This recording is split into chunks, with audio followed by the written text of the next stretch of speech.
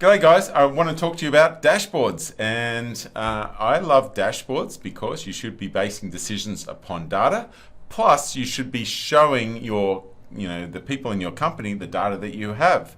And one of the things that I think is important is to show those dashboards on TVs and on your intranet.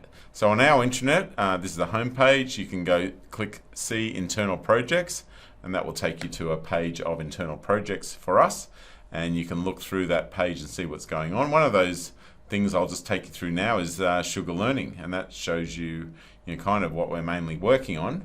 But the most important part of this is at the top there is this CSSW Developers Dashboards. You go into that and it has, if I scroll down here, 30 different dashboards or images that we cycle through in a carousel that automatically loop through. Here is the SugarLearning homepage. Here is the time that has been spent in the last month, and that's mainly by Gabriel, Chris, Kaha, Victor, Rebecca. Now, also, what will happen next is the next screen would go by, and you would see what what is going on with the developers. You can see that they've got a velocity of, the builds are, I should start at the top. So we have 10 commits. We can see the builds are going nicely. We can see the deployments are working nicely. We can see there's 6. That's the velocity and the points that get done per sprint on average. You can see the dark green shows you that a little while ago they got a super amount of stuff done. Now this is an internal project, so the resources come and go. You can see that there's some pull requests that need to be accepted, so that better get sorted out quickly. And you can see what they're working on the current sprint. You can see they're removing some legacy stuff, they're doing an onboarding wizard, etc. So you can see there's 3 days remaining in the sprint. You can see that in this diagram, you can see the burn down is not really burning down that well. In fact, it's kind of burning up a little bit, so they're adding things.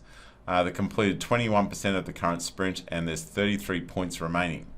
This lead time shows you that the activity over the last 30 days. So straight away you know things are happening. You can see the little blue dots are things that are getting done and how long have they been in the backlog before they got done.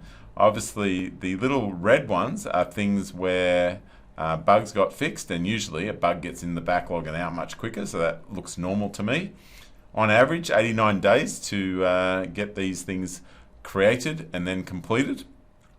There's 18 PBIs that have been done in 30 days and 8 bugs done. So it gives me some information. If this is showing on a TV, you can pull open your phone, scan this QR code, and Bob's your uncle pops up on your mobile device and you're right in there. What you'd be in is you'd be in a live dashboard. And this is what we call the project dashboard. And the project dashboard, obviously it has a little bit more interactivity than what you just saw in the image. And the last thing is the links here. You can see that we have 2 links here. One is to the rule that we're following, and one is to the app, Azure App Insights. And the App Insights is what I call the live dashboard. And this shows you the current usage of 11 users. That's the usage, that's the reliability, and that's responsiveness. You can see the usage, 11 users, it's pretty consistent. Availability is 100%, so that's great. The failed requests, these nothing too dramatic. These pop in and out, and the team would be reviewing this. The light blue over here are the server exceptions, and the dark purple, they're the dependencies, which is kind of another view of what's in the application map. Hold on. So over here we can see the responsiveness. The pages are loading very well.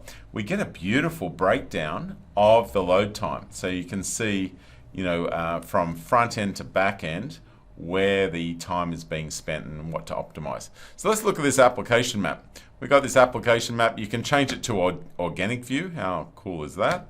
Looks nice, but what does it mean?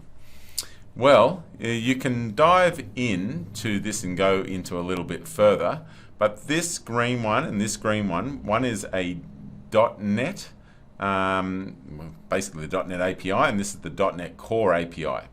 Now the .NET API, it indicates there's some problem here, and that problem here, now you can go into it a little bit further, you can drill in, and when you drill in, you're into a little bit closer. So we can look at what this problem is.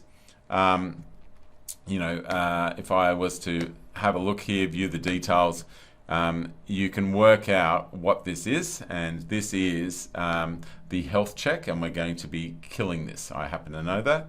I'll look back on to see if that's actually on their current sprint, and there you can see health check decommission, so that's all looking great.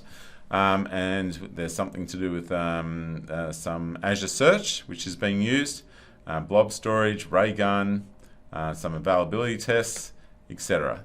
So down here, this one is calling itself because it is the new ASP.NET Health Check, and it's inside the current .NET Core API, and it checks itself. So there's Google APIs and stuff. And what's the stuff over on the right, that orphan stuff? Well, that happens to be, you can see this one is the smashing barrier, and what is this guy? Oh, these are the MVC pages. So those MVC pages are also being killed. There we go, see the MVC to Angular. So when these two items are done, you're going to see a much nicer application map that doesn't have this stuff at the top and this stuff over on the right, and that application map will look much nicer. So that's really cool. So in summary, follow the rule about having a nice project portal and live insights into your project. We set this up for our clients using SSW Dashboard Grabber, which just logs in, takes a screenshot, puts it there on the portal, and then we display it on a TV, and we display it on SharePoint. And with that, happy dashboarding.